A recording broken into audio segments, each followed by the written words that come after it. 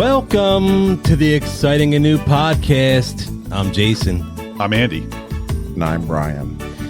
Did you have a problem there with your fingers? Like something was going on. You weren't sure whether you put 3 or 4 fingers up. I don't know what happened there. One kind of kinked. But then it was like almost like you said, "Are you looking at?" Like he yelled at us. I'm like, "Are you looking at my fingers? They're up here right now." Like it's just like I felt like he scolded us.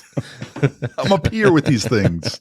I couldn't get one to go straight. It was almost like it looked like you were trying to concentrate in like how many's 3? Like I need to put this many up. Is that how many this many Wait, is? did I count that? You were lost up there for a second. I'm confused.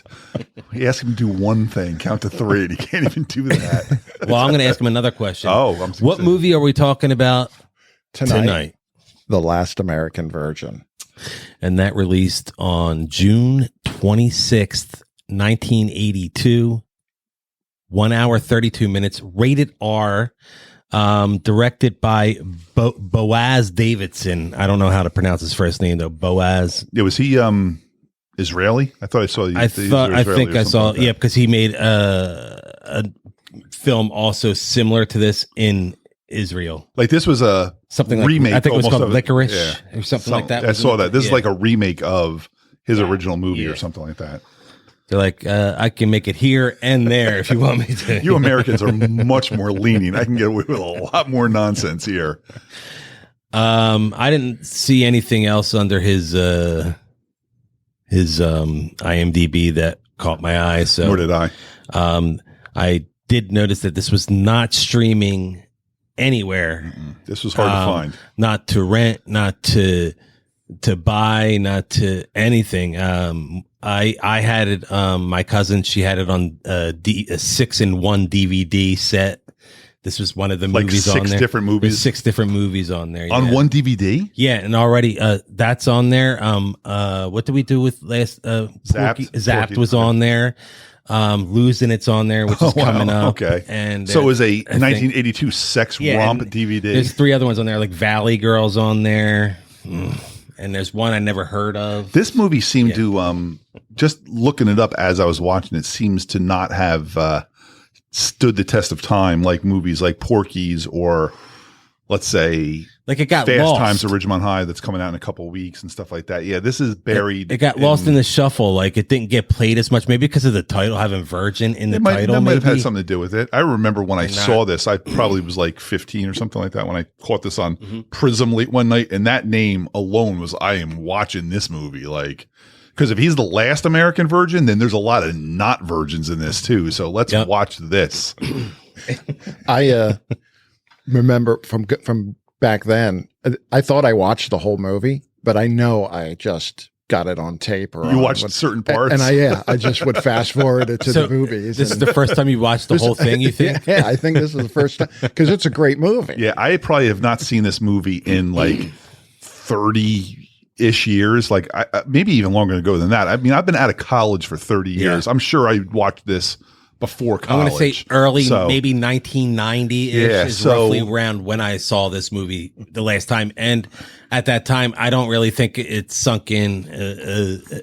Like I just like, oh, cool. Okay. It was okay movie. Yeah. But now I'll get there later, but this is awesome. I have not seen this in that long. And as I'm watching it, I didn't remember anything until like seconds before things were happening. And like as soon as I was like in a scene, I'm like, oh, yeah, this is when that thing happens, whatever that thing was. Yeah. And I was like, oh, and as I'm watching it, things started coming back. I knew how it ended. Then I'm like, oh yeah, this is like like this ends very badly. Like this is not a fun, which is not popular for 80s movies. Yeah, I mean, after we've just seen like Pee-wee get laid for the first time and Scott Baio getting laid for the first time, and then we're like, okay, let's go, Gary. Let's go, Gary. And not so much. Not this. Yeah, it wasn't. This should have been called. Wasn't his day. Instead of Last American Virgin, it should have been The Making of an Incel. Or Still. Did they make a sequel to this and it was called Still the Last American Virgin? That's funny because there's possibly a movie out there that could be a sequel. I think something like that. Still an American Virgin. I think something like that sounds like it might have been like a 90s, something like really cheesy. Like American Pie 2. How the superhero movie, everything's spoofing something like that. Like that. I got you. Like a it could have been something like movie. that. Okay. Yeah, but I should have looked that So up. what is this movie actually about? This movie here, I have no idea. All right, I have the IMDb description here, and it's pizza delivery boy Gary, loudmouth David, and hunky Rick are 3 high school students out to lose their virginity. Remember that in the title, I think. Any way they can. Gary falls for transfer student Karen, who gets involved with Rick. Dun, dun, You know, dun. when you're reading that, all I'm thinking, the only thing that's going through my head is that the script for American Pie? I mean, I know American Pie wasn't exactly the same. No one banged Shannon Elizabeth, but like Shannon Elizabeth, is that her name? The transfer student that, Yeah. But like everything else was, they were just like, we got to get a bunch of guys together. The objects get laid before high school ends. We're gonna have a transfer student. Which, if I just mentioned that Losing It is another movie that's going to be that we're going to be doing shortly. Again, Porky's focuses on already these done 3 that. movies are within months of each other coming out in the theater. So, that was the theme of 1982. Too bad I was 12 at that time. I was not quite you were at the just age. on the I was on the not. cusp. I was not close to losing it, and Yeah. it would be many. Well, not many, but it would be years later. It would be some years later. This was kind of pre-AIDS too, right? yeah, for sure. Yeah. That guy. So we got Gary. Gary's the main guy. Oh, you want to go right into the cast? Well, All right. no. I was gonna say Gary, and then Yeah, Gary. David's the fat ass, as he was called so lovingly. Or in he this. had a nickname. Do you remember what his nickname I was? thought they called him fat ass at one point. They Nah, probably did call him that. The Yeah. I remember his called him fat name, but I know he has a nickname. I can't remember. I don't remember now. Big Apple. Big Apple. Oh, that's jeez, right. that must have gone right over my head. Do you remember that? You I remember that now. And then the other guy, the Rick. Who I'm going to call Troy.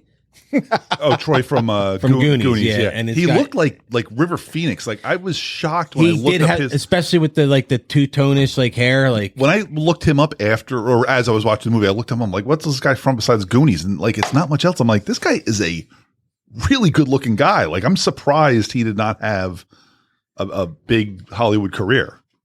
I know he dated David Geffen for a while. Yeah, and I can't remember if he was there married. were a lot of nice asses in this movie, like boys and girls.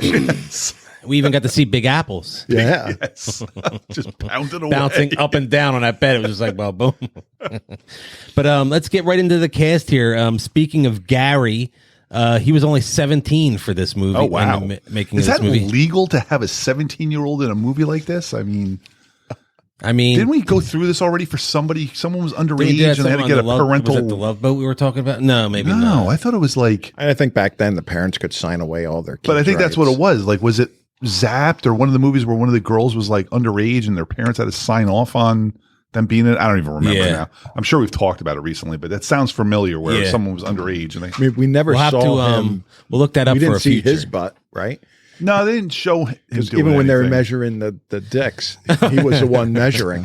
Please hold off on that right now because I'm not quite ready. I haven't had enough bourbon yet to talk about that scene because that might be There's the some best scene in the interesting movie. parts about that. Like what?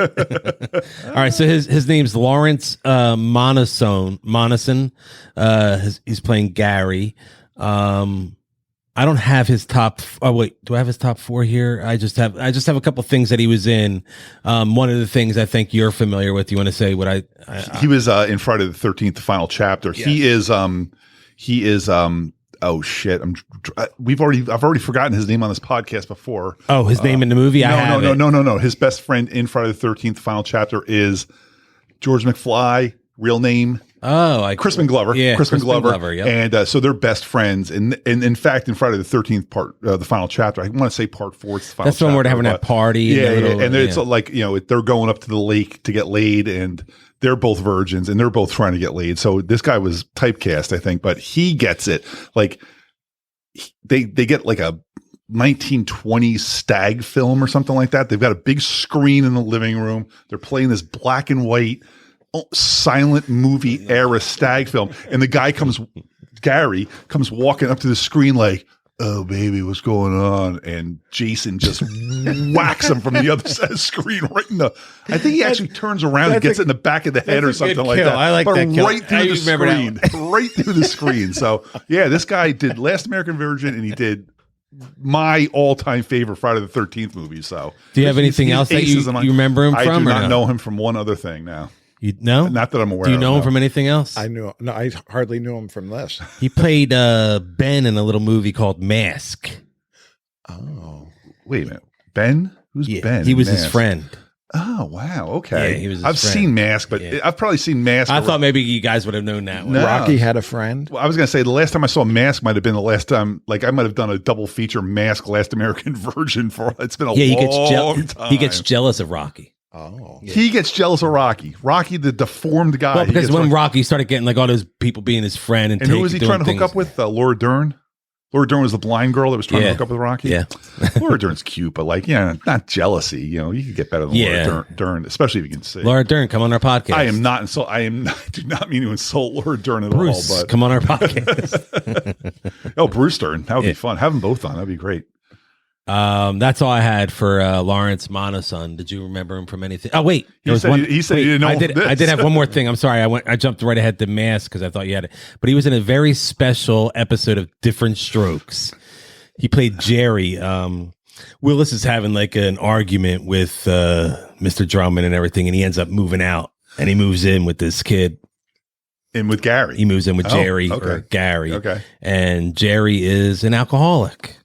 And a teenage alcoholic, too. Teenage alcoholic. You're not an alcoholic in your teens. I know, but Willis I tried really hard. I was not. Willis ends up getting in an accident with him, and the kid dies. Dang. Wow. So, a drunk driving accident? Yeah, it's a drunk driving accident. Oh, God damn. I don't remember that. Because let me tell you something. I thought this guy might actually be a extremely good drunk driver because he one time drives where I know I don't want to get ahead of myself, but I could not believe the amount of drunk and driving. then he's just like, come on, you're all right to go? Yeah, I'm good. Big Apple man. was just like Christine walked in for that, and I said, I was just like, that fat kid let him drive home. Like he was drinking Jack Daniels straight out of the bottle, and then just got behind the wheel of a car and drove. He was coherent enough to where he's like, go in there and tell her I love her. Yeah, that's always a good sign when you have your friend tell the girl that you love her. Yeah, I love her. All right. So this guy is Different Strokes Friday the 13th alum. I want to see that Friday the 13th. I mean, I only saw the one that we did. Oh, part 5's a good. No, that's this is part 4. Part 4. I'm sorry. Chapter. Final chapter. Yeah. Best one.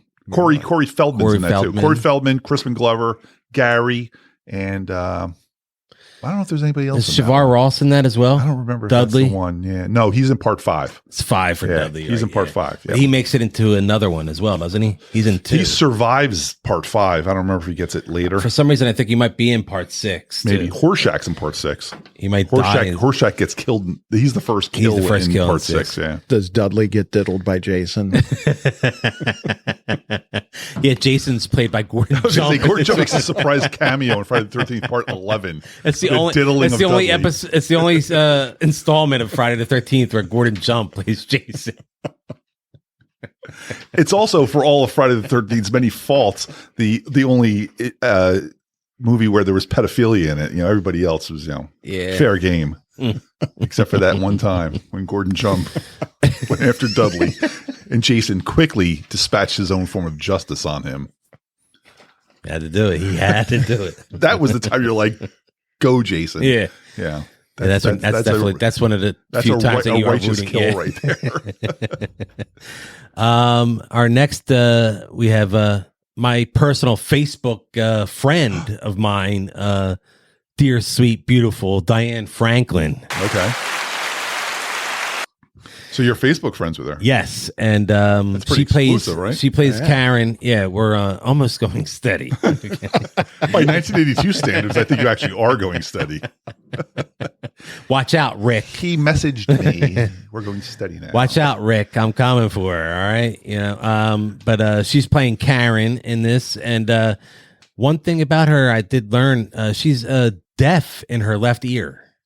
So. That was one thing. Did that matter in this? No, was he talking? Was it like George Costanza? He said, "I love you" into her left ear. And there was some stuff about that. I guess on the set, maybe they had to do certain things certain ways, so she was able to be in the shot here. Wow. Okay. I guess sound direction or whatever. Isn't she also French? I think she's. I'm not quite sure what you're going for, unless you're going for. I think what her one big movie is. Because she played a French girl in Better Off Dead. That's the only thing I know her from. No, that's not what I'm thinking of. I was going to say, isn't she British? Because she's one of Bill and Ted's girls. They're one of the princesses. She's Princess Joanna. Yeah, she's one of the princesses. I don't know if she's Bill or Ted's. I'm going to assume she was. And Better Off Dead, she plays Monique Junois. Oh, so that's definitely French. Yeah. Because remember, in that movie, she's like Christmas. She's like French fries. She's like French dressing. Was she E.T. or was she from another planet? She was squeezing. Remember, she was squeezing her cheeks. She was like this. She was like French dressing. Ricky. Wow. Gee, Ricky, I'm really sorry your mom blew up. Future movie, I'm sure we'll get there. What's that? 85. 85. Yeah. So 4 years from now, we'll be there. 3 years from now. 3. Yep. 3 years. If we're all still alive in 20. Well, 25. yeah, I mean, gas prices are going down. Hey, I saw 439 driving home today. I saw 434 nice. or something like that. Yeah. That. I was like, I'm all over that. I was like, yeah, can I get 5? Ping. You're good. Okay, so Diane Franklin, we mentioned Better Off Dead. We mentioned Princess Joanna. She was also in Amityville 2, The Possession. I'm sure I saw that. I don't remember her being in that. Everything else I really didn't go too deep into because I thought I did top 4. I think I started top 4 with Night Shift. So did she keep acting out of the 80s and 90s? She still does some stuff randomly off and on now. I don't think any of these people were really. She has been at like career. She has been at like Chiller and stuff like that. Oh, so she does those conventions and everything as well. So listen, I was a chiller. Okay, I mean anybody can be a chiller. I mean, there's no need to like. I mean, I'm not denigrating. I know. I just said I was trying to get her on the podcast. Now she's gonna be like, "Fuck you guys." Tell that fat guy to shut up. And then he wonders why we have fans like that that are cursing us out and having religious wars on our Facebook. They've never page. listened to our podcast if they're cursing us out. They're like, these guys are just they're just having religious wars and stuff over there. And it makes no sense whatsoever. We ignored Facebook for so long. And once we get on Facebook, now it's just like people just ripping on each other. So for it's us. No reason. It's definitely us, right? We're the cause of all this. So who else is in this? Okay. You're just going to do the top 4 people, right? You're not going to dive much I didn't go too deep. I got the main people David that were involved. Yeah, I'm not like doing this was the cop. I have one person that's a blah blah blah. And I'm so excited Up next, to talk about you that. were correct, is Rick, played by Steve Antin. I mentioned earlier Troy from the Goonies. Do you want to mention anything that you may know him from? Either of you. God damn it. That means I know him from something? I No, don't. I'm asking if you know. That's what I'm saying. I think someone should do his big line from Goonies. Andy even knows that one. Yeah. Andy, you Goonie. One of my secret Andy! And then there's that like nice pause.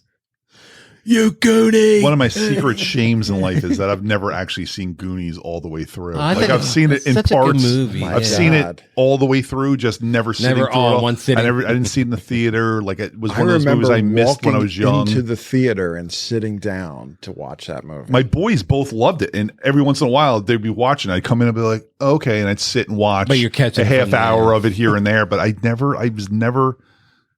I wasn't anti Goonies. It was just like one of those movies I just missed for whatever reason. There's always those movies that you miss, and that was one of those movies I missed. And Michelle loves it. Michelle and Logan will quote Goonies back and forth. And I'll sit there like a lump. Like, what are you guys doing? What are you doing? I'm confused. Hey, guys. Michelle will be like, "Oh, it's the movie, with Joey Pants and Sean Astin." She just starts going down the list of people. I'm like, "Oh yeah, like all those people that I really like." I'm like, there's a Brolin in there. Is that Thanos? Cable. Oh yeah, great movie. And what's his name? Short Round from Indiana Jones. And he's in the new what's that one? Oh, he was in Everything Everywhere All at Once. Yeah, I haven't watched. Right. I want to see that. I haven't.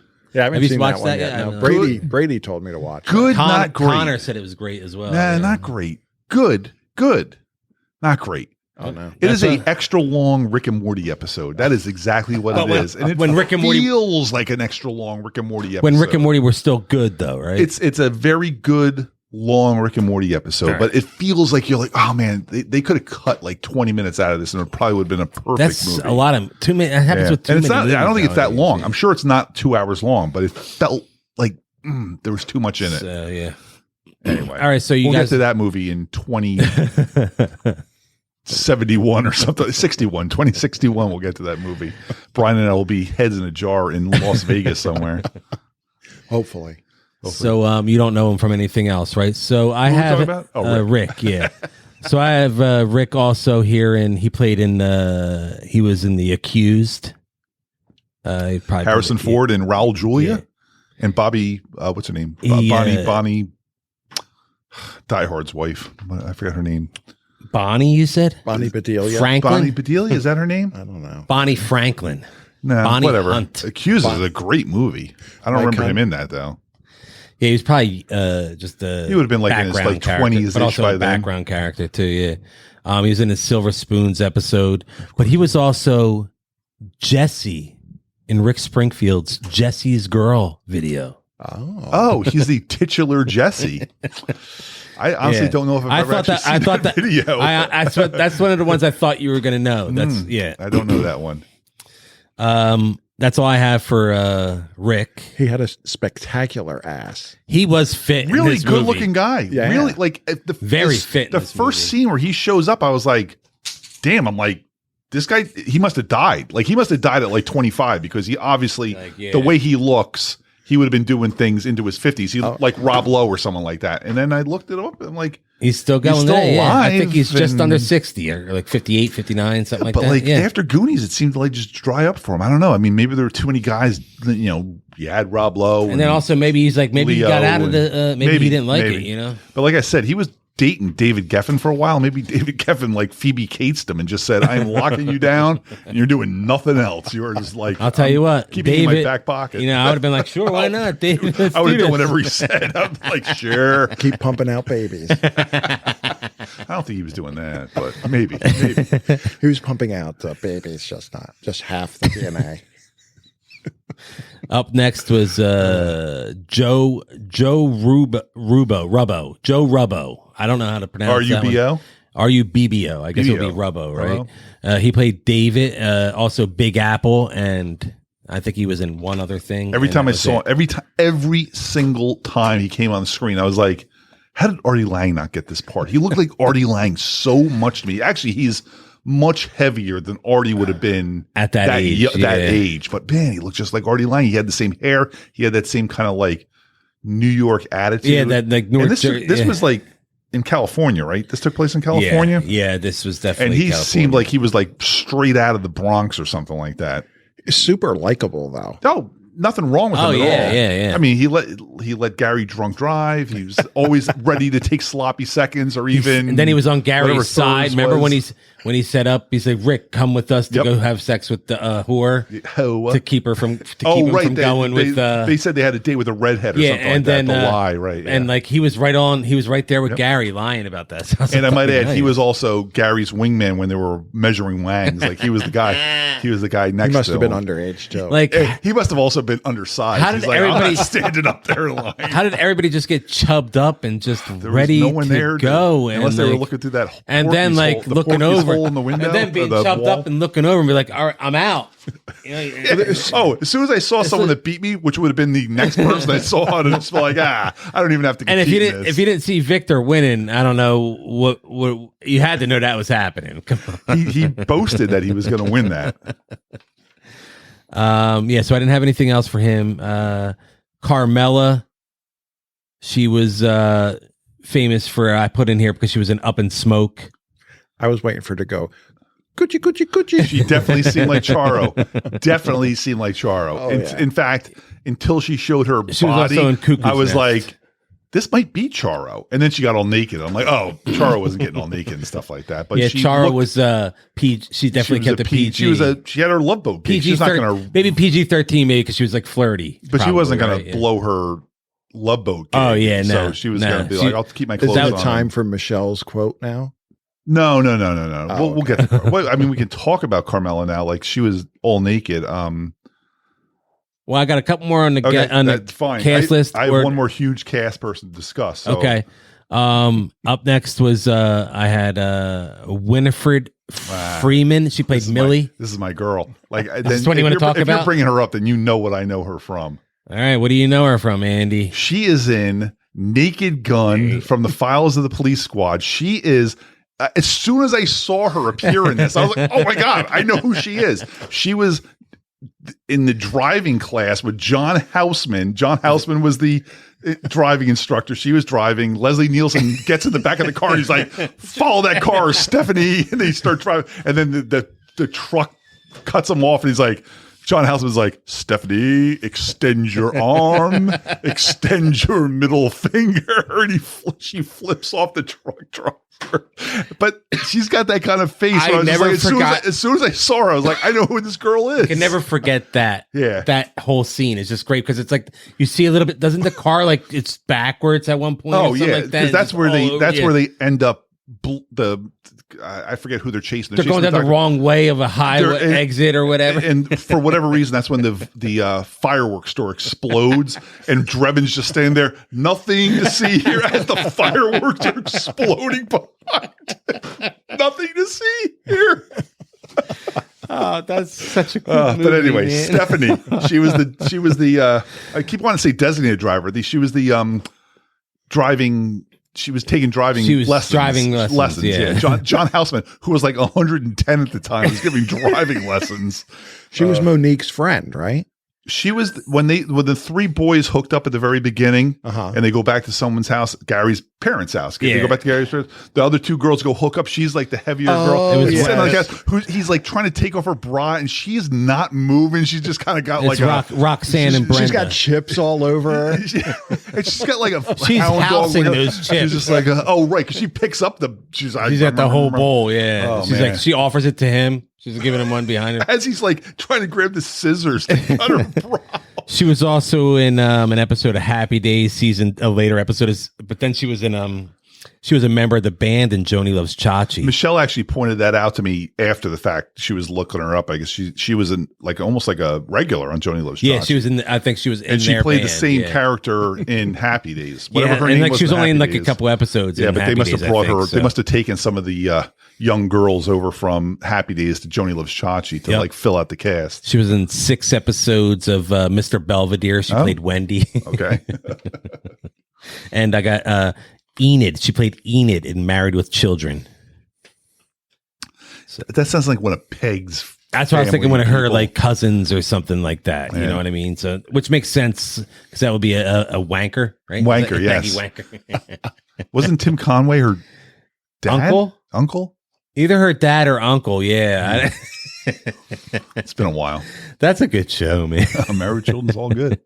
Next I had Jerry Idle. She played Roxanne. Nothing else she was in, but she looked great in nothing in this. Which if one you know what I'm she? saying? Was she the blonde that Rick hooked up with? No, she was the other one. The first one that Rick hooked up with the black. The one that Michelle said looked like Kim Kardashian. Michelle said she looks just like a Kardashian. I was like, okay.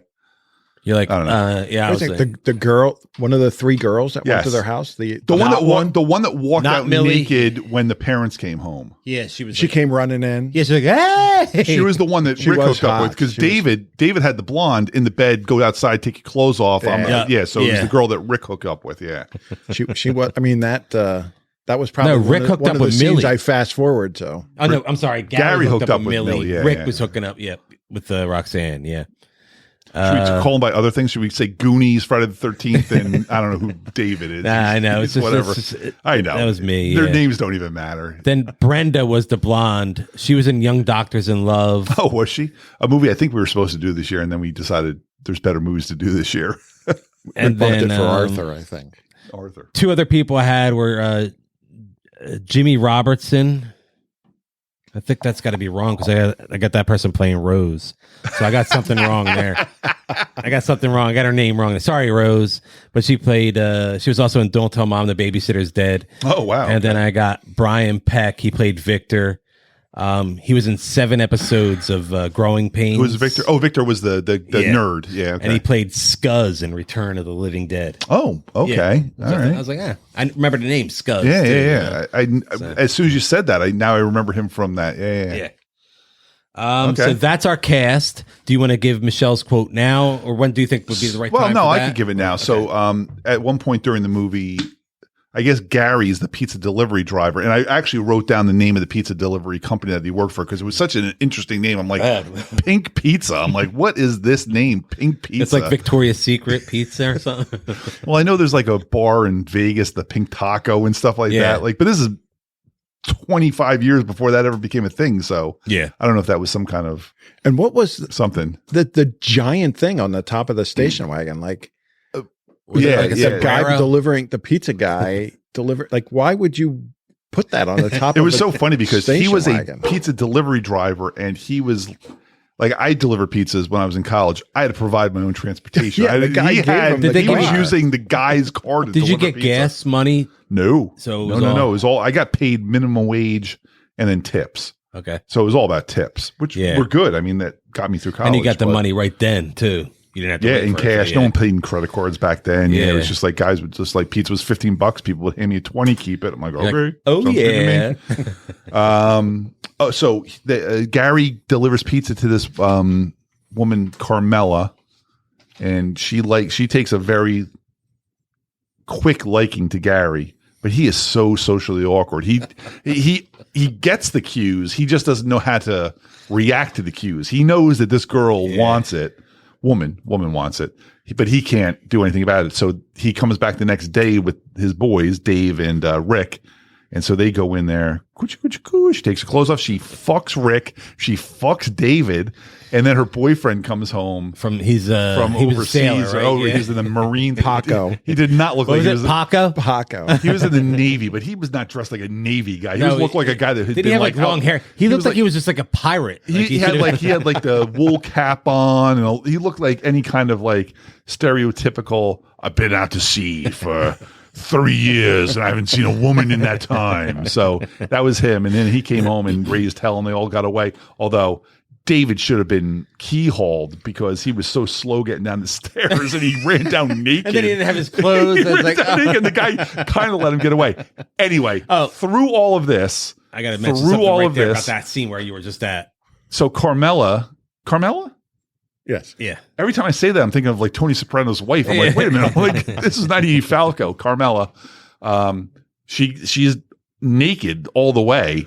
And at one point, we're watching this, and Michelle looks at her, and she's like, she has got the biggest areolas I have ever seen. The dinner plates. I don't know what that means. I mean, I know what it means, but I don't know why Michelle had to point that out. But I was like, they're big. Yes, they're big. That is great. Yeah, so that would have been great if she came down for that one. That would have been great. That would have been perfect to kick off the podcast too if she said that. Just that quote. She just said that. But the scene that you were just talking about when he's David's running down the stairs and he's not wearing any clothes and he's like, "Oh, my clothes, shit!" And he turns back and he goes back in. Like, where was Pedro then? Pedro, Paco. But then he gets his clothes and then as he comes running back out, Paco comes chasing him. That means he had to run chasing him. He could have caught him and punched him so many times. And for him to get his clothes, he had to run back through the living room into the bedroom and past. Like he had to run past them and then run past them again. Paco was unprepared to come home to his wife banging a bunch of teenagers. I think we need to discuss the other great scene in this movie. So what's the kid's name? Victor is the stereotypical nerd. The nerd and there is a Porky's hole in their shower that leads to the girls' shower. Yeah, was it like behind like a painting or something? Bulletin board. And so he's in the gym alone and he pulls it down. Much better placement, by the way, than the Porky's hole. Yeah, because then they stood up on the thing. Yeah. And so there's a bench he stands up on. He's looking at the girls. There was a brief scene of the girls in the shower. Nothing compared to like what was in Porky's.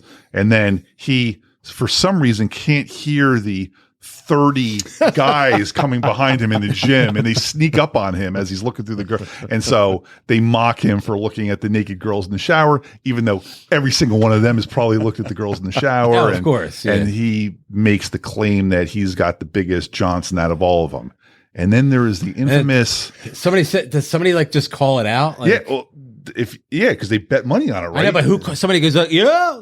Victor says that that he'll put his money where his schwanz is, or something. Yeah, basically, he said, "I've got nothing to be ashamed of." Yeah, And so then they all decide to strip down to their. But it seems like they may have done this before, this is not the first measuring contest. And Gary and David, ungloved and unashamed, are just standing there measuring guys' dicks, and they have to be hard. Like, if you're not hard, there's no use in measuring them. And so they are right on top of it. Yeah, it's like, and they're like almost like disgusting them as they're coming by. Like, nice, oh, Jonathan, good one. Yeah, and it was like, Brad, then there was like done better. Then there was like a line of people like an airplane, and you just see their asses as they're going by. A bunch of asses. They're bottomless, and you just see their underwear point with a point at the tip of their underwear. You know, everybody's wearing their tighty whities. Oh, is that what it was? They had underwear on. Okay, in my mind they were all naked, but that might just be me.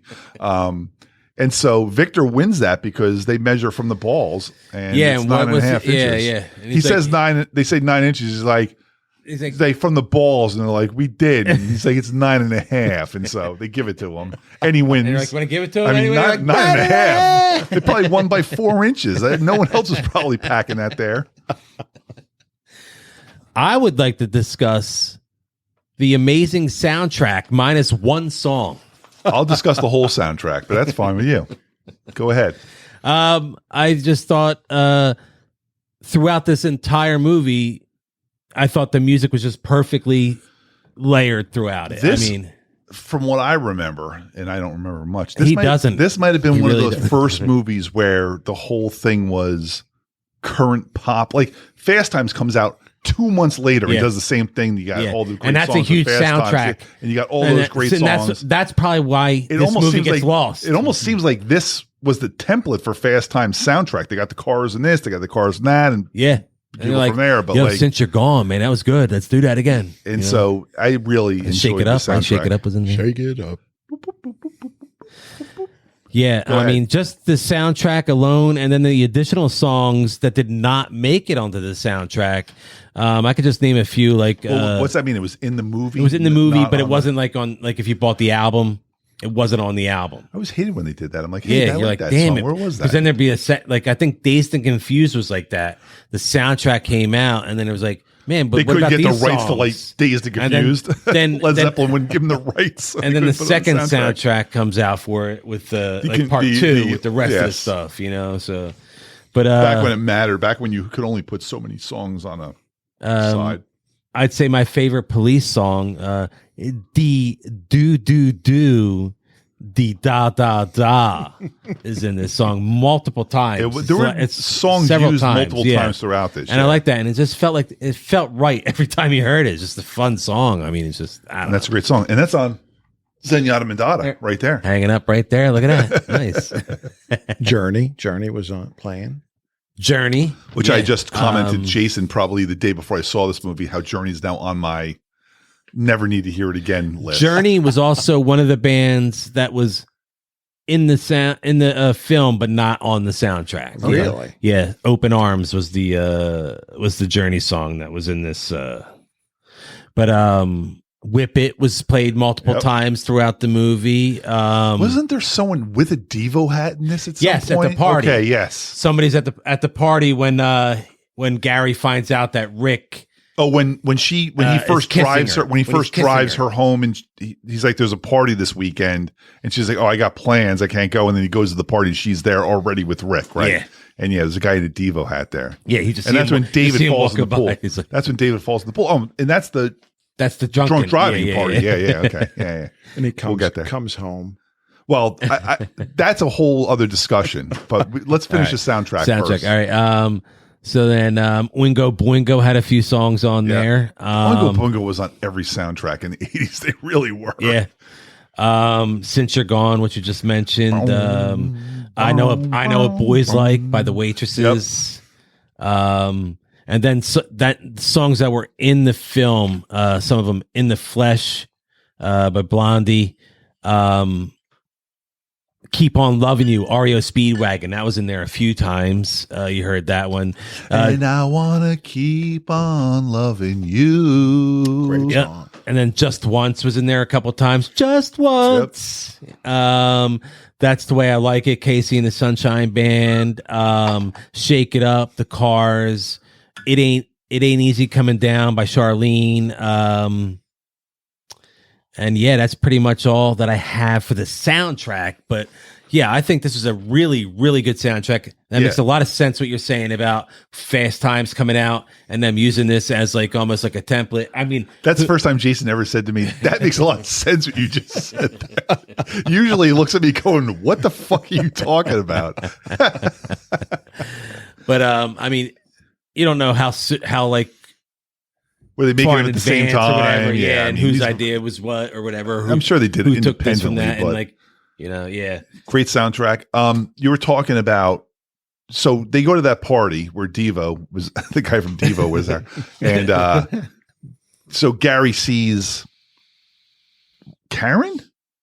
She doesn't look like a Karen. Nah. Anyway, she should have been something else. She should have been a Monique. She's already hooked up with Rick. Like he just got to talk to her. Now he's already hooked up with Rick. Didn't have sex with her yet. No. But they're already dancing and kissing and stuff like that. So he has a bottle, like a full liter bottle of Jack Daniels that he's just walking around this party guzzling out of this thing. And Gary's not a big guy. He's a small guy. That would fuck me up at my best. And so he has no chance to survive this. A quarter of that bottle might be on the floor. And so he's hitting it hard. And he's hitting that bottle hard. Is there a fight? How do they get out by the pool when David falls in the pool? They get out by the pool. He tells him he's embarrassing himself, right? He is embarrassing himself. He's embarrassing himself. But I mean, I don't think it got too crazy between him and Rick yet, right? But for whatever reason, he's acting a fool. Oh, he's definitely acting a fool. David falls in the pool. And David is just, And then he ends up in the... So David sends him home. They go to the car. And Michelle even pointed this out as we're watching it. She's like, why is he still so wet? Like he has now been out of the pool. He's walked into his car and he's still like dripping wet. Like you're not dripping wet a half hour. After you think they're like ready and action and they dump it on. All right, you've just gotten out of the pool.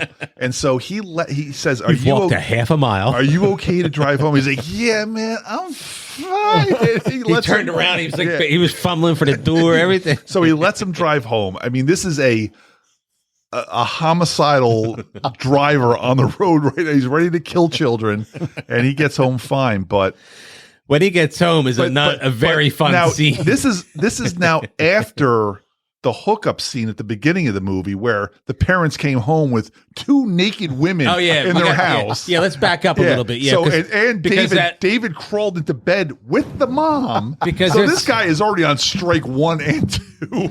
There's some good talk before they get those three girls to come. You okay over there? My mic fell. Oh my God. It's so hardly used. How is that possible? I'm just glad it's not me this time. Cut. You'll cut this out, I'm sure. When you act like a buffoon, you cut it out. I do it. It gets in there. The thing fell. He's probably going to cut in like something that I did, making me look like a fool over this. During this period, Jason peed his pants and it's like something from the Love Boat where I stuttered or something. Do you need assistance or? No, I think I'm all right. I don't think that's going to get picked up on them. No, we're good. This will be seamless. No one at home is listening to this going like, this is professional. Although I got to tell you, I listen to our podcast and I listen to some of the people that I've listened to for years podcasting. I'm like, we sound just as good as all of them. I don't know if that's a compliment to you, Brian, or really they all sound like shit. I don't know. I think there's a lot of bad sounding like I'll listen to like big name podcasts and it's like almost like there's like they're talking lower in this. They're talking lower. Like, I hear a lot of like that, like people hitting mics and stuff like that. I'm about to knock down the whole it's like thing. We just fixed it. But I've heard, we got it. Look, we got it the first time. We didn't need the other 12 times. I hear that a lot. Did you hear it this? But I hear that a lot where people are just like smacking mics and stuff like that. And I'm like, we do that too, and we're a bunch of we're what we are. Like, I can't tell you how many times I'm listening to a podcast and you got it on the volume and it's like, okay, and that one's done. And you put on another podcast and it's like, and I'm like, why is this one like, but these guys are bigger name than this podcast, and it's like, I don't know, it was just different equipment or. I'm just so good at producing this. I think that has a lot to do with it. You probably put more time into producing this stupid thing than people are actually running ads and getting paid to do their podcast. Yeah. I want to talk to those people. I want to find out. I want to have them listen to ours and be like, what can I do to make it sound better? What do you mean? Ours sound better? Well, I mean, the things I hear. You're nuts, dude. The only thing they do better than you is something that you can't do yet, and that's like cut commercials in seamlessly. Like, it's not YouTube where you're like halfway through a song and they just like drop an ad right in the middle of it. Some of these podcasts, there's a natural pause, commercial drops, and it comes back, and you're like, okay, that sounded like a good. They don't say we're going to a commercial because they're just splicing them in there as they go along, but they drop in and they sound natural, and then I go fast forward, 30, done. Yep, and then you're like, oh, back 15, back 15, back 15. Yep, exactly. Wait, are they talking? Is this the? I know I said before, the worst thing you can do is put music in your commercials, because all I do is just listen, music, no music. Oh, they're back talking. Okay, back. Or I just want commercials that don't have any of the voices of the podcast hosts that I'm listening to. Because then you get confused. Yeah, because I just went as soon as I hear their voice, I know them back to the. Are they? Is this? Wait. Commercial. Like, stop listening. Stop listening. How many non-erect penises are out there? Did I mention that's Blue Chew? Blue Chew. Do you people want erect penises? Blue Chew. So I guess what was that like a? Sorry, Brian, I can't help you there. What was it, like an arcade or like restaurant where they were hanging out? The three of them, and that's where Millie was at, and the other two. Like girls at the beginning, where they picked the girls up. Wasn't it like a pizza place? No, it was like a pizza, like a diner. There was definitely a restaurant. So it was like video games. Because they were waiting in line for too, food. Right? So it's kind of like so wherever they were at there, and they get the girls to come over and sit with them, and then they start promising him drugs and everything. Oh, that's right. They gave him the sugar. Was it sugar? Well, yeah, because at first they're like, she's like, Big Apple tells, because Millie's like, you guys got drugs? And then Big Apple's like, yeah, we got uppers, downers, a little bit of smoke. And then Millie's like, what about Coke? I'm so glad you pointed that out. I forgot about that. And then they come out. They're like, where are the drugs once they get back to the house and everything? And they're like, they're in the kitchen. And, and they go in the kitchen and they come out with the chips and a line of Sweet and Low. Sweet and Low. Well, a bunch of I think it was like 4 or 5 lines of Sweet and Low on the mirror. And they do them and they're like, that's good shit. And Brenda says, this Coke is kind of sweet. It's really good stuff. Millie says it's the best Colombian she's ever had.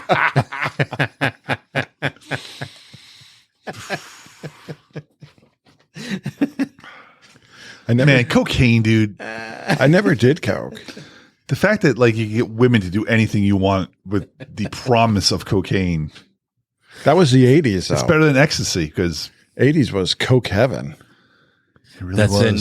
This was Sweet and Low heaven. I was just lucky. That's the diet version of cocaine. It was never what? I never saw it at college, so I never tried. Well, Lenny Bias, when Lenny Bias died on the court, from, we were in high school. We were that scared the hell out of me. We were a year behind him, right? He was 87. We were 88. Yeah, because I think I was a senior when he died. Yeah. And they were just like, it's the first time he tried Coke. And of course I believed them. Yeah. I couldn't walk into a party in college and not see cocaine everywhere. In fact, my fraternity house got busted for drugs. Damn. Oh, yeah. Cocaine being the main culprit there. I'm still afraid that I would never even. Well, now I wouldn't, because my heart wouldn't be able to take it. Exactly. Now. Yeah, my heart would explode. There's a lot of things I'm afraid my heart can't take now, like porno, stressful football games.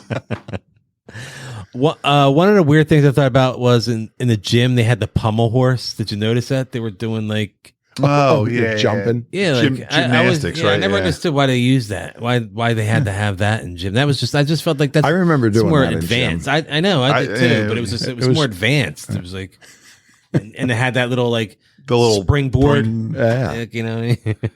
no one could do it. Yeah, these guys were all able to do it. And they were like, you just see the legs flinging out this way, flinging out that way. I think they had a body double. David didn't do it very well. They couldn't find a body double of his girth. So after Gary gets busted with the girls at home, much later after the drunk driving, that's funny because like the parents come home and like Rick's or Gary's in the living room, and he's got with a girl in her bra. Millie's in her bra with a more than half eaten bowl of chips, and I believe a pair of scissors down her back trying to cut the bra off. And that's when Roxanne comes out, just woo, all naked. You know how many parties I went to where women would just walk out naked? Zero. That never ever happens. And then, I never went to any sweet and low parties. So but the other one came, the blonde came out too. With just her breasts were out, I think. Weren't they? Yeah. And I was like, what? Because then that's when Big Apple was outside counting. Yeah, to count to 100, right. And Mrs. Spencer was like, oh, and they put her to bed. I have to go to bed. And it's so funny how at this parents time, are portrayed back in the 80s. If my 17-year-old son, let's say 18-year-old son, brought home naked girls and my wife walked in on them, she'd be like, what are you guys doing? You drinking? Like smoking? What's happening? You guys want to sit down? You got any? You need a blanket around you? Your boobs are hanging out. Like, is that how you want to present yourself? It's good. I don't care, but like, let's smoke. Nice tits. These women are just like, oh, Spalding. Oh. But then, so at that time, that's when Big Apple finally hits 100.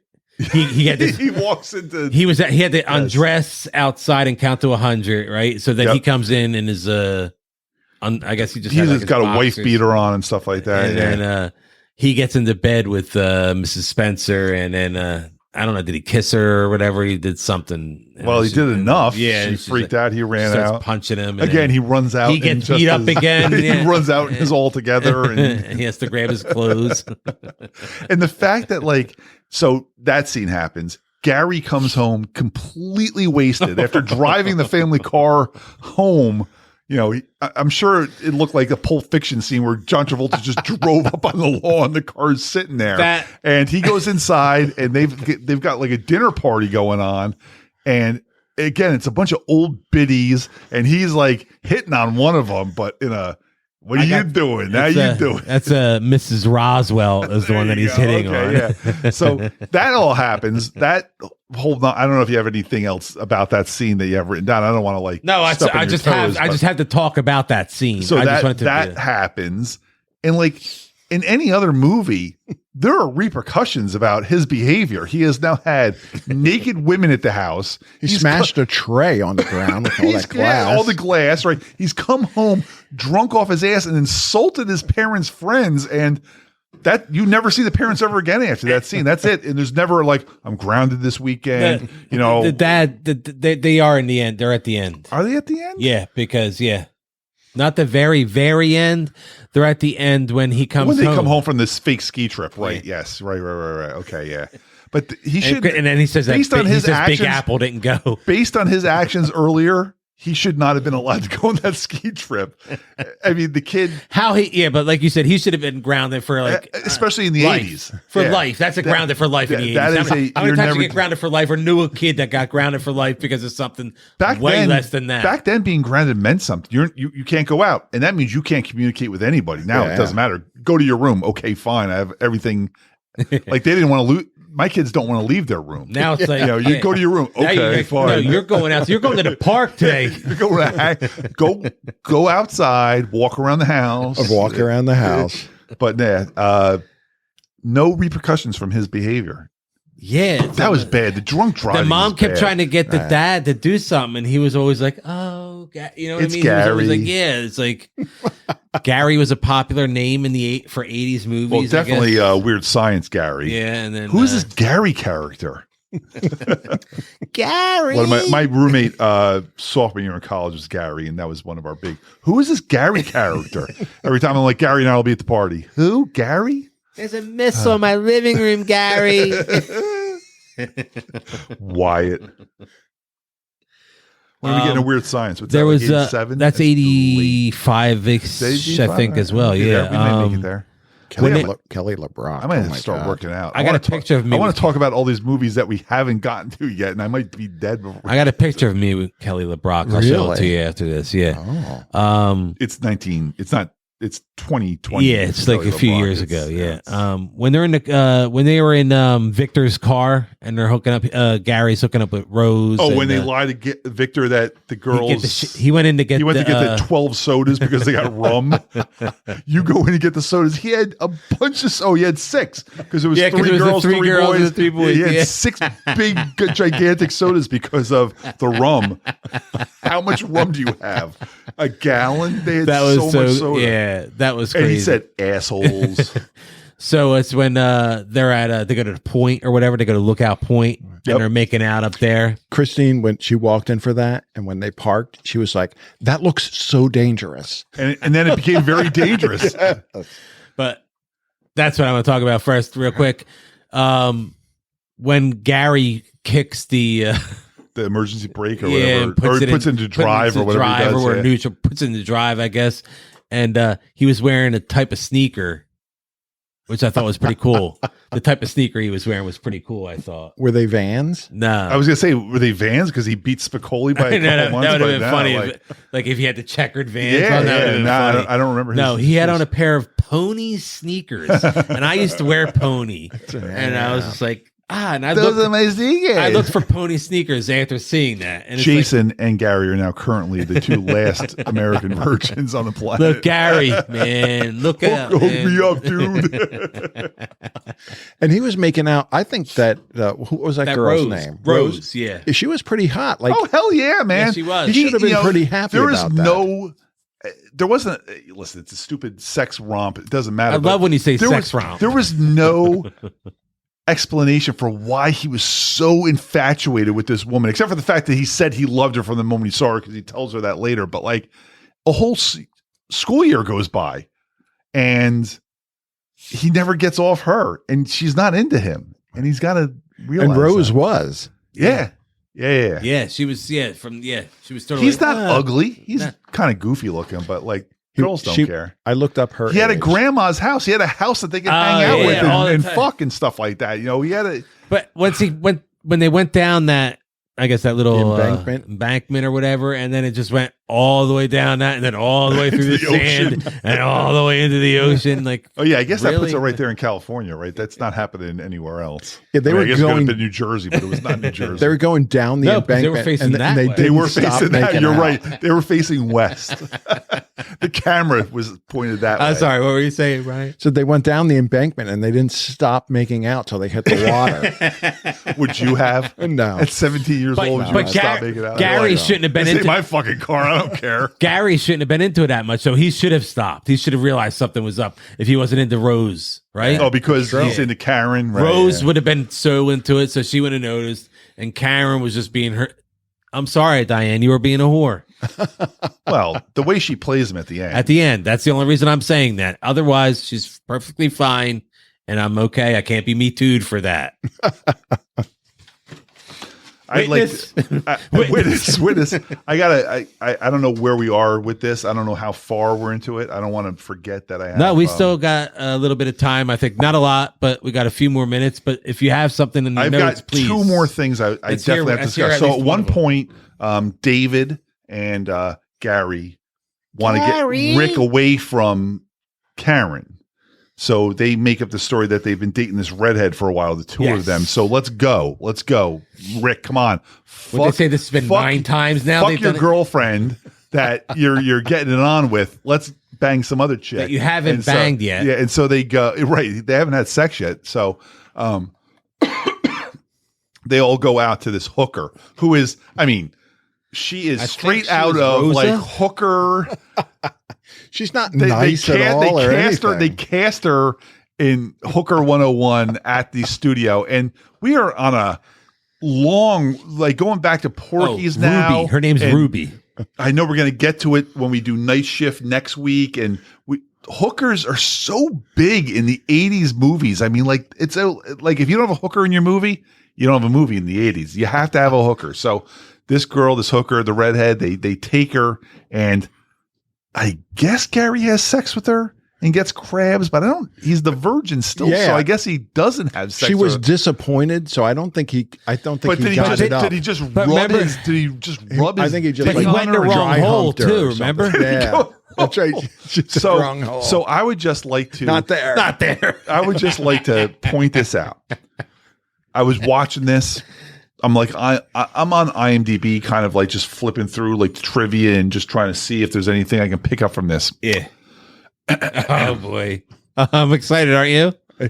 So the first thing I did was I always go to the parental restriction thing or whatever. It tells you if you're a parent, like whether you want to watch this. And it said nudity, sex, mild. And I was like, mild? I'm like, this is not mild. But anyway, they said it was mild. And I went in there and this is what the IMDb thing says about this particular scene.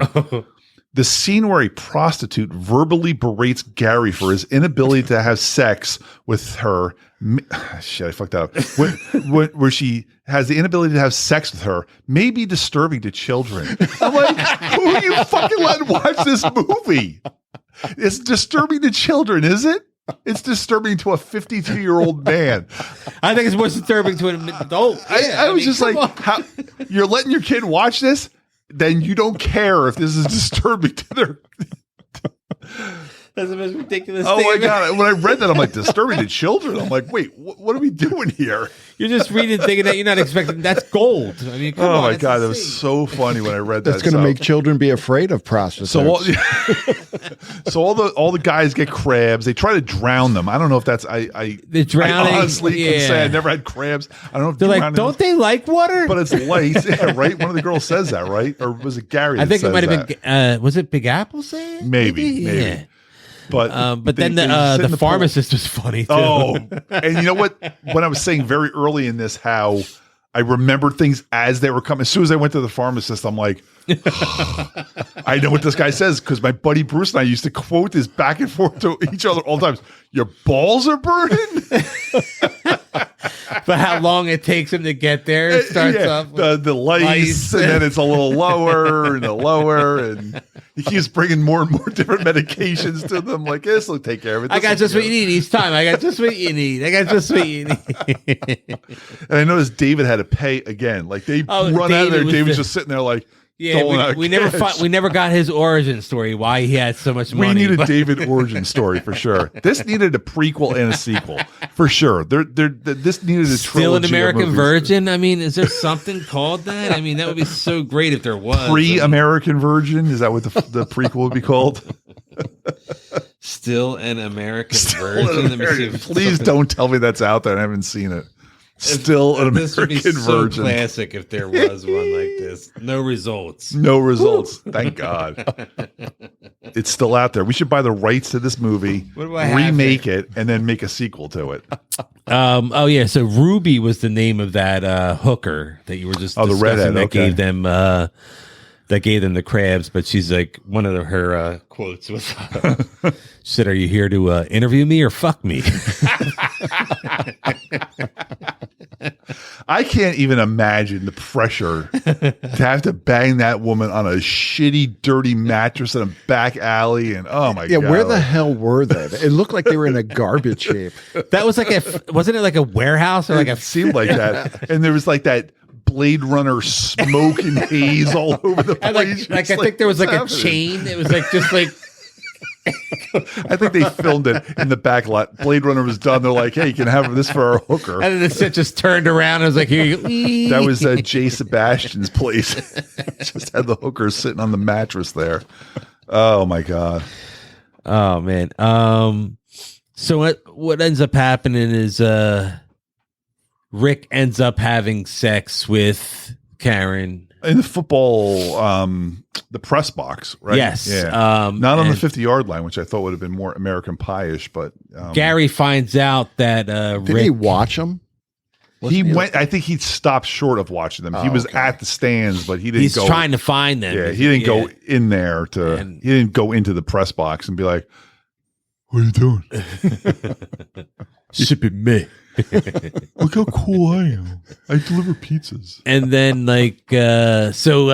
Rick takes her virginity and he brags about it to Big Apple and Gary, and Gary gets all like, "No, you fucking didn't." Yeah, he's like, "Oh, isn't that when they're in class? They're taking the test and."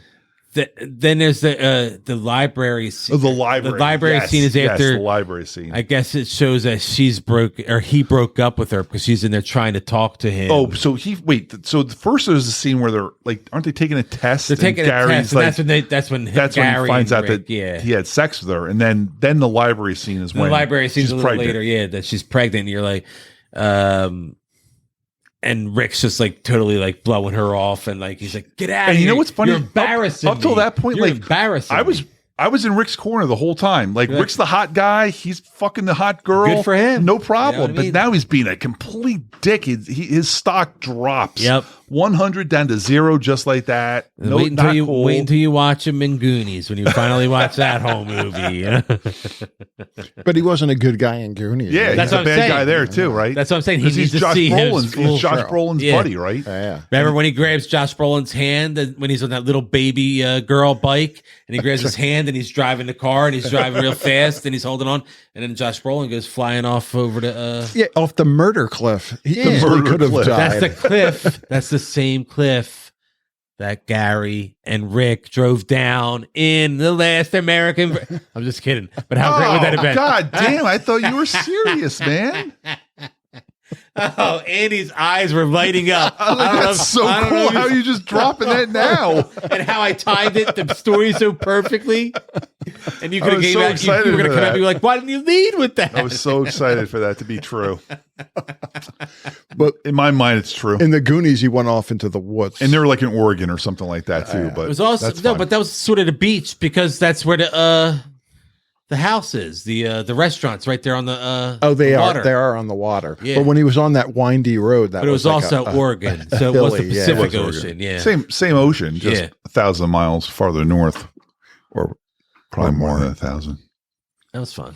I want to watch the Goonies. Goonies on this screen down here, that'd be fun, right? Yeah, We definitely. can do a Goonies viewing. Heck yeah. I have one more note. Do you have any more notes? So what do you have left? Well, I was just trying to finish up the rest of the movie, basically. Because So mine details the last part of the movie. one yeah. thing was, so she gets pregnant. Rick breaks up with her. Gary comes in to be the hero, and he says he's going to help her. He's going to take care of everything. And everybody else goes skiing Yes. for Christmas break, I guess. And Gary takes her for can you tell me how much it costs for a 1982 abortion? I don't remember what it cost. $250. That is correct, sir. I was going to say 300. I wouldn't have been that much higher. I would have accepted 300 if they said 300. So Gary sells some stuff of his to a pawn shop, and then Ask for an advance. he goes to his boss that's at right, his Pink boss. Pizza and gets the advance, and that pretty much gets him the I money. wonder what in 1982 a pizza delivery driver was getting that $250 advance on your. I mean, does that like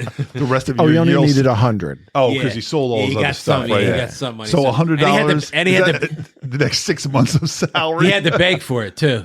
Yeah, he he really did. did have to beg for it. But so then that's done, and then it's sort of like They're at grandma's house. they're at grandma's house, almost like he's making breakfast. Like I'd like you to. know, I'd like to backtrack a minute and a Go half ahead, into go the ahead, movie. yeah. So she has the abortion. Like, there's two things. First of all, this girl's hot and all, but like the getting naked while she's about to get the abortion, I was like, is that really important that we see her boobs and the top of her pubes as she's like getting naked? that I was like, a little I was strange. like, if she was about to have sex with Rick, I'd be okay with this, but she's about to have an abortion. I don't know if I'm really happy that they're showing her naked here, but Yeah. they showed her naked. I won't complain. And then she gets the abortion, and Gary comes to her with some gift bag nonsense in the left hand and a big old tree in the right hand. I'm like, do you get an abortion tree or something like that? Yeah. I was very confused when he walked in with the tree. Also, And Michelle said, it's Christmas break. It's probably a Christmas tree. I'm like, oh. And they were going. I would much then they were rather going- it have been an abortion tree. Like, Then they your were going first to abortion. they were going to grandma's house. I know, too, but see? when he walked into the recovery room, Well, can we talk about the recovery room Sure. real quick? Because the nurse, or I don't even know if that was the nurse. It was the mean lady at the front desk or whatever. just a receptionist. And she yeah. said, okay, when Gary comes there to pick her up, she's like, yeah, she's in there. She's ready to go. Gary walks in. She's asleep. Yeah, There's she's no not way. ready to go. There's no way you're getting told And to maybe leave. in 1982, do you have to get knocked out for an abortion? I don't know. That seems to be like a local thing, I would imagine. Like, I don't know. yeah, I was looking at you like you've had a bunch of abortions. I don't know. And Brian was like, I aborted my prostate. I got knocked out for that. Yeah, I think that's different. Yeah, but just the abortion tree was something that I was like, as soon as he walked in there with a big tree in his hand, I'm like, what? Why? I came to decorate your room. And then I guess Gary thinks they're dating, right? Well, I mean, he takes her for the week. Yeah. She stays at the grandma's That's what I'm saying. house. Like Gary assumes, though, feeds that her. Gary doesn't ask. He never says, like, because Gary could have asked her on a date. He never asked her on a date. Does he say he loves her then? I don't remember. He says he loves her at one point, doesn't he? But I don't know if it's there. But I remember him saying it. He doesn't say it at the end. So I think he says it there. At the end. It might be there, yeah. They kiss. If I was Gary, at that point, I would think like, oh, this is my girlfriend. I agree. He has 100%. Every time any girl kissed me, she was automatically my girlfriend. She might not have thought that. I might never have ever seen her again, but at least for the next 6 or 8 weeks, I'm like, that's my girlfriend. To me, she knew she was. She died in a car accident 5 months ago, dude. I'm like, she is still, she didn't break up with me yet. So then, I guess there's a party. I don't know who was having that party. I forget. That's like they're getting back from their ski weekend party. Yeah, there was somebody was having the party or whatever. So Gary gets there and he's looking for Karen, and I think they said, "Oh yeah, she's in the kitchen." She's got the whatever, right? the pendant. Oh yeah. Oh right. Yeah. Because I guess he got more money somehow. Whatever. Yeah. He got more money to go out and buy her some that $80 locket. You know, and have it engraved. If this is your girlfriend, right. you don't let her show up at the party alone. You pick her up and bring her. She's going with you. Yeah. Because he doesn't know. That's the power move. You're walking in with her on your arm. I mean, that's an all power move. But for she 80s. walked in by herself. I'm not speaking out of experience. I'm talking about 80s movies experience. You know, Jason has no power. But she either walked in by herself or Rick called her and said, "I'm picking you up and bringing you," which she should have said, "Gary's bringing me." Well, and also we didn't see any other interaction between her and Rick between this time, but like. Last off, Rick was a total dick to her, and all of a sudden, when Gary opens up that door into the kitchen, we see Karen making out with Rick, and they both look at him, and they see that he knows. They make eye contact with them, and it's all everybody there is just like, and that's you're fucked, dude. You just got it. And then, that's the first simp in 80s movie. I mean, he drives away, right? Isn't it him driving away? He ends up driving away crying. Yeah. And then the credits start. And I even, now, like I said, I've seen this a million years ago, and I saw it the other day, and as I'm watching, I'm like, it ends. Is there a post-credit scene here? Because this is not a fun way to end a movie. If I was in the movie theater when I saw this, I would have been like, really? That's it? They show a destroyed boy. Yeah. He might be doing he might be getting another bottle of Jack and driving around. Someone's dying that night. It's probably by Gary's hand. That's what I'm saying. He might be dying, but he's going to be hurting somebody with that vehicle. Oh, yeah. You know? That's all I had, Andy. That's all I have. I didn't know. That's all I have. No, I thought you said you had one more thing on your notes. No, it was the abortion tree. Oh, was that? Okay, all right. Let me just check my notes real quick. I'll run through my notes real quick. I had pizza, pink pizza, measuring wangs, the Porky Hole, Millie and Naked Gun, Karen and Bill and Ted's, Gary and Friday the 13th, extreme drunk driving. To quote Michelle about Carmela, she's got the biggest areolas I've ever so seen. Long, papaya. Abortion tree, and the scene where the prostitute verbally berates Gary for an incident of have sex, maybe disturbing the children. I got all my notes in. I'm good. I think you're probably going to edit that, right? Please leave that in. Please edit leave in all my. I think the photo is going to be the abortion tree. Nobody's going to listen to the scores now. No, they want to hear our scores. I hope so. You know, that's what they do. They listen to hear our scores. Oh yeah. Right now, people are like, "Well, I've never seen this movie. They've spoiled all the shit that's important. Please give me the scores to let me know if I should watch this. Should I post the scores when I post like the Instagram? And you have to put it like Jason gives it a 20, Brian gives it a 90, Andy gives it a 50. So should I put that? I'm more of a Brian guy myself. I'm going to go with him on this. I'll put that in the description. You think? That sounds good. When I put it out there each time. All right. We should probably tell everybody to watch these movies before they listen to it, since we're spoiling everything. I think we talked about where we watched. Right? This was. Do we mention where? Oh yeah, it wasn't available. It's not available anywhere. Okay. You're on your own finding this. Yeah. Good luck. There's a DVD you can find, maybe a VCR tape, in someone's library from 40 years ago. Go to the supermarket video. And my cousin, this is a Princeton Record Exchange find. My cousin That 6-disc found it there. thingamajiggy? Yeah. Okay. Oh, yeah, cool. then go to your cousin's house. Oh, and believe me, Jason's cousin is at 157. I've already told her, and she's even said it. She said, just let me know if you can't find anything before you go anywhere. Just let me know when you send people to my house to watch the movie before they listen to your podcast. Who wants to go first with their score? I'll go first. All right. Oh my gosh, I'm really, really, really, really scared. I'm going to give this a 79. I definitely enjoyed it. Wait, who went, was that Andy? I don't say because I don't agree. I just I would have thought you would have given this a lower score. I don't know why I would have thought that. If I had going off of memory, I definitely would have given it a lower score. I was forced to watch it in 2 times speed. I so agree with that because there was nothing about this movie going in that I was like, oh yeah, Last American Virgin. I'm like, all right, like I saw it a million years ago, but okay. I don't think maybe I wasn't old enough to appreciate it when I saw it. I don't know, but I definitely appreciated it now, and I will watch it again, and I'll probably watch it again in the next year. You might watch it again soon. I told Connor to check it out. And I'll watch it when Connor watches it. When we watch Still a Last American Virgin, the sequel, I really wish that was one, man. And I think come Christmas, we're going to have not a Christmas tree, an abortion tree. We're going to have. Can the exciting and new podcast send out Christmas cards? Or we'll just send abortion cards. But that's what I'm saying. We'll put the abortion tree on it, and we'll send these out. We can do that. Let's do that. I think we should.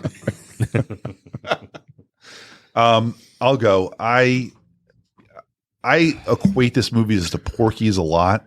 I enjoyed this probably a little more than I enjoyed Porky's, and I enjoyed Porky's a lot. And I gave that a 70. I'm going to give this like a 74. I mean, I don't know if that's a good score or not. That's a good score.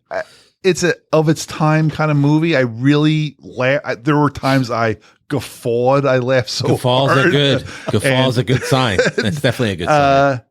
I guess a coherent plot would have been better. Lincoln thing. I mean, it was just this kid trying to bang Karen, and that's fine. That's fine. I'm not knocking it for that. But even Pee-wee had his Porky's, getting Porky's back and getting the girl and stuff like that. This had no other plot. It was just go get the girl, and he couldn't even fucking do that. What are you doing? What are you doing? Brian's gonna be going nuts. I wanted to show my anger. Brian's gonna be going nuts with that. Get the girl. He couldn't even get the girl. You had one fucking But is job, that his Gary. fault, man? No, but I really enjoyed this movie. I wish there was a sequel because I'd like to review this movie next year, like when we do Porky's 2 the next day. Yep. I would love to be an American. And then we got Porky's The Last Crusade. Still, no, I don't think that was till like 89. I think. Oh, Porky's Revenge. The Last Crusade. Oh, Last Crusade. Wait, what? Wait, I'm just making that up. Oh, it was like I was doing how did we get over there? Indiana Jones. So anyway, 70. What did I say? 74. 74. Yeah, I stand by it, even though I would have said 73 right now if I didn't remember. I said 74. It was like 75. 74 is a good score. 74 is a good score. I like this movie a lot. I'm going even higher. I like this movie a lot too, and it's like I said when I originally watched this, when I guess it was early 90s, so maybe 1990. So again, I don't think I appreciated it as much then either. It was kind of like, nah, you were into, I don't know, you're just into other things at that time, which is weird because this was a sex movie, a lot of nudity, everything in there that you would Jason want. wasn't into Everything sex you want back then. At this time. Or now. But Jason's winky doesn't work, so he doesn't care about sex. how come I never get out my score without everybody being a fucking asshole? You go third. You know what I mean? Go first next time. I said, I was like, I'm going to go. And then everybody's like, go. But here's my score. I go with a 92. Oh, wow.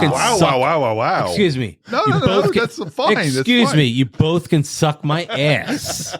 But I gave it a 92. It's a great movie. I don't remember it as much. So it's kind of watching it almost as it being a new movie, but I mean, there were definitely parts I remembered, and it was definitely one I will watch again, and I hope to share with someone in the future. Yeah, I have to get this on Blu-ray now. I do want to see if there's some sort of sequel. I may not have had the right wording of the title, but I still think there might be something out there. Yeah. And if there's no sequel and the rights are cheap, can we make it? I think we should buy the rights to this and make a movie and a sequel. No, because he'll do something like that. What do you mean he'll do something like next that? thing you know, Christine's going to come in. Brian just paid for some rights for a movie, and we're going to get yelled at because he's spending money again. That's okay. Sorry, you can't hear that when I block my hand there. That's okay. Don't tell him. I don't think he's going to hear it either when he does, because he doesn't edit anything out. I'm going to go to work tomorrow. Christine's going to be like, why is Brian looking for the movie rights to the last American Virgin? I'm like, I don't even know what the fuck you're talking about. And I think we could probably get some of this original cast, right? So you said that you're friends with Karen, Diane. Yep. And Gary was only 57 now because he was 17 when this was filmed. So, God damn. Brian's almost 57. Yeah. And I think we're the same age. It's always somehow like, I look at you as like it's the always older like- statesman. it's always like a few seconds of like a delay, like where it's like, okay, that He you has got to it figure in. out that But he he's just like, wait a insulted minute. Wait a minute. I'm 2 months younger than you, or maybe not even. Like You're only like 40 days. You're less than 2 months. 3 days minus 2 months. That's too much math. So I wanted, what is that, 3 3 days years? and 2 months. I thought the best way to end this one was with one of Gary's lines when he came home drunk from the in front of everybody, and he went, "Good night, Mrs. Roswell." He was saying that. So this has been the Exciting and New podcast. I'm Jason. I'm Andy. And I'm Brian. And you can reach us at Exciting and New on Twitter, Facebook, Instagram, all those fun places. The Jazoo at Instagram, Jazoo74 Twitter. A Gonza 1. A Papa Bad Kitty. He's a Papa Bad Kitty. Papa Bad Kitty.